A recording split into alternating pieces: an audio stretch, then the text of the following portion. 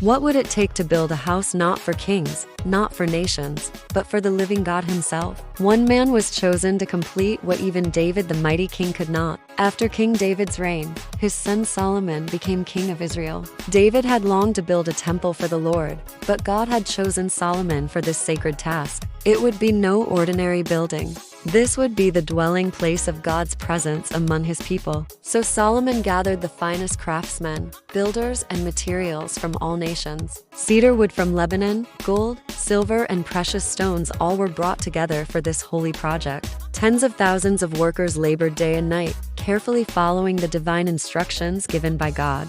For 7 years, the work continued. The sound of chisels and hammers echoed as massive stones were shaped and placed. Yet scripture tells us the temple was built in silence. No tool was heard at the actual building site, a sign of reverence for God's house. Finally, the temple stood complete, magnificent, gleaming with gold, and filled with intricate designs honoring the Lord.